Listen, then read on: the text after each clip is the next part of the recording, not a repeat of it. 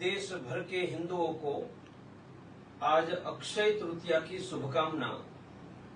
हमारे शास्त्रों में बिना मुहूर्त देखे जो श्रेष्ठ तिथि मानी जाती है उनमें से अक्षय तृतीया एक है और आज अक्षय तृतीया की आप सबको शुभकामना। आज मैं एक विशेष बात लेकर आपके समक्ष आया हूं। यह देश में कभी 80% जनता गांव में रहती थी, मैं कह रहा हूं रहती थी। आज देश में गांव में रहने वालों की संख्या हरियाणा जैसे प्रांत में, गुजरात जैसे प्रांत में 60% रही है, कहीं 70% है। उनका अर्थ कि गांव में रहने वालों से 10 से 20% लोग शहरों में गए हैं। क्यों गए हैं? अच्छी पढ़ाई करके नौकरी करने के लिए भी कुछ लोग गए और कुछ लोग नौकरी रोजगार के लिए भी गए। तो यह देश में अंदाजित 1 करोड़ लोग ऐसे होंगे जो गांव में जन्मे हैं या उनके माँ बाप गांव में जन्मे थे। माँ बाप गांव में जन्मे थे इसलिए कभी न कभी गांव में बचपन में गए होंगे और आज नौकरी पढ़ने के बाद शहरों में कर रहे हैं या रोजगार या व्यापार या उद्योग शहरों में कर रहे हैं। तो जो शहरों में गए हैं उनका तो शैक्षणिक आर्थिक विकास हो गया, उनके बच्चों को अच्छी शिक्षा स्वास्थ्य सुविधा मिल रही है।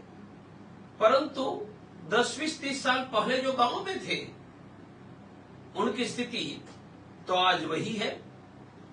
तो आज अंतर्राष्ट्रीय हिंदू परिषद, राष्ट्रीय बजरंग दल, राष्ट्रीय किसान परिषद, राष्ट्रीय महिला परिषद, ओजस्विनी, हम सब मिलकर एक अभियान शुरू कर रहे हैं। शुरू किया है, अभियान का नाम है मेरा गांव सुखी गांव। मानिए अभियान का नाम ही मेरा गांव है और हम भारत के 1 लाख गांव में अपना संपर्क के सूत्र खड़ा कर रहे हैं। वह गांव से जन्मकर शहरों में गए हैं, नौकरी कर रहे हैं, व्यापार में समृद्ध हो रहे हैं, उनको गांवों से हम जोड़ रहे हैं। मानी गांवों से शहरों में गए हैं, वह गांवों से पुनः जुड़ेंगे। कुछ लोग जुड़े भी होंगे, परंतु जोड़ना मानी क्या करना? हम शहर में रहने वाले मूल गांव के लोगों को विनती कर रहे हैं, क्या आप गांव में सरकारी स्कूल में पढ़ने वाले एक बच्चे को वर्ष में 1001 रुपया स्कॉलरशिप दे सकते हैं? मेरे ही साथियों स्नेही और हिंदू हेल्पलाइन के कार्याध्यक्ष दिनेश जी अग्रवाल ने राजस्थान के सीकर के नजदीक भोजपुर गांव में 2 दिन पहले सरकारी स्कूल के 33 बच्चों को हरेक को 3-3 हजार रुपया की स्कॉलरशिप दी। 250 बच्चों को स्कूल बैग दी, वहां कंप्यूटर दिया और कंप्यूटर सिखाने वाले सीकर से बुलाने की व्यवस्था की। मेरा गांव ये प्रोजेक्ट के अंतर्गत शहर में रहने वाले कम से कम एक गांव की सरकारी स्कूल में पढ़ने वाले बच्चों को स्कॉलरशिप दे 1001 रुपया।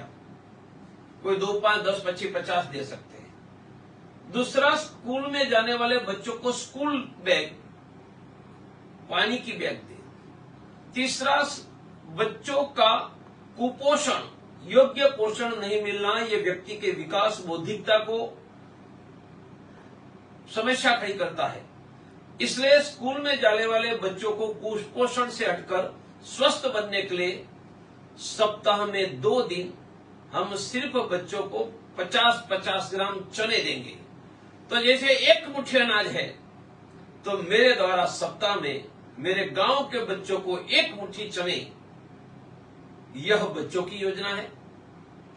गांव में किसान है, देश भर के किसान, जंगली पशु, कहीं रोज है, नीलगाय है, हिरन है, कहीं हाथी है, उनसे दुखी है, तो एक सोलर झटका सिस्टम आती है।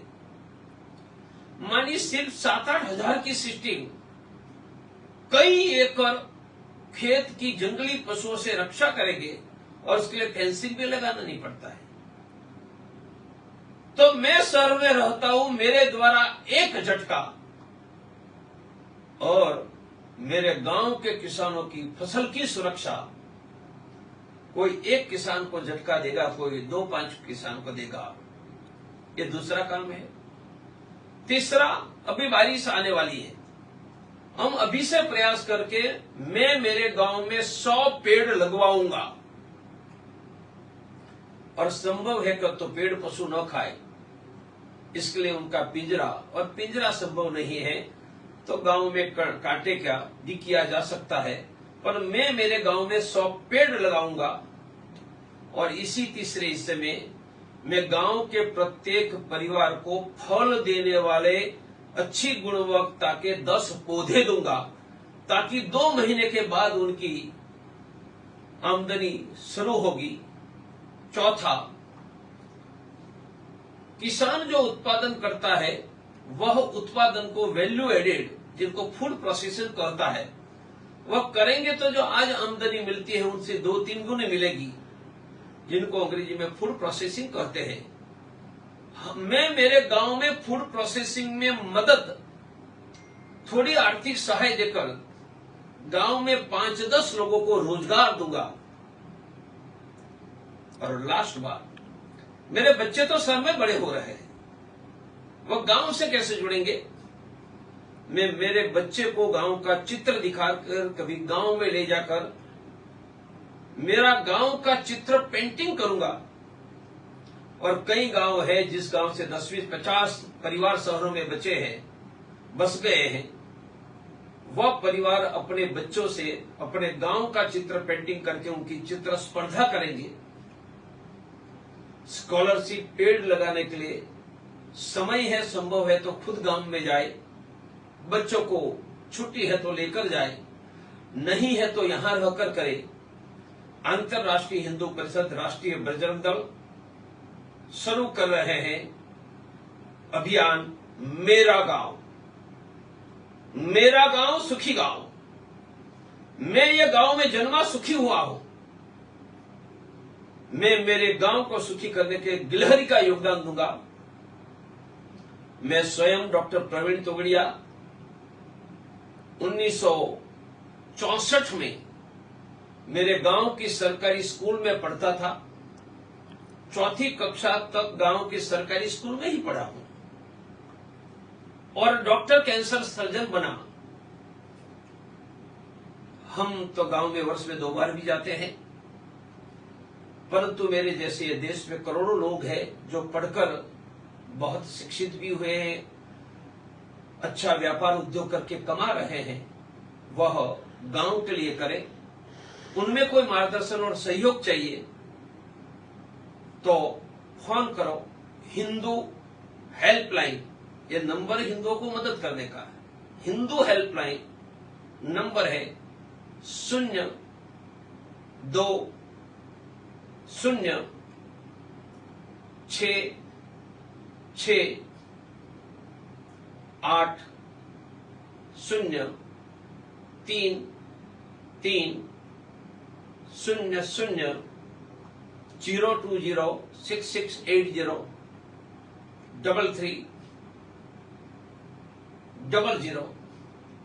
आप ईमेल करो मेरा गांव 108@gmail.com, स्पेलिंग MERAGAV108@gmail.com।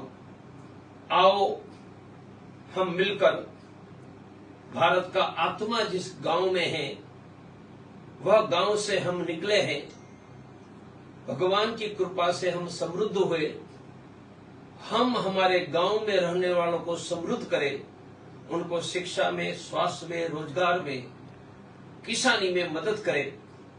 आज अक्षय तृतीया के दिन यह अभियान प्रारंभ कर रहे हैं। भगवान को, भगवान विष्णु और महालक्ष्मी देवी जिनकी आज पूजा हो रही है, मैंने भी की है, उनको प्रार्थना करते हैं कि हमारा अभियान सफल करके गांव में रहने वाले करोड़ों लोगों को हम गिलहरी का योगदान देने का प्रयास करें।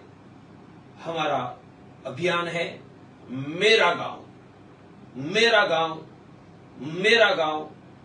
आओ मिलकर जुड़े। नमस्कार, जय श्री राम, जय गांव।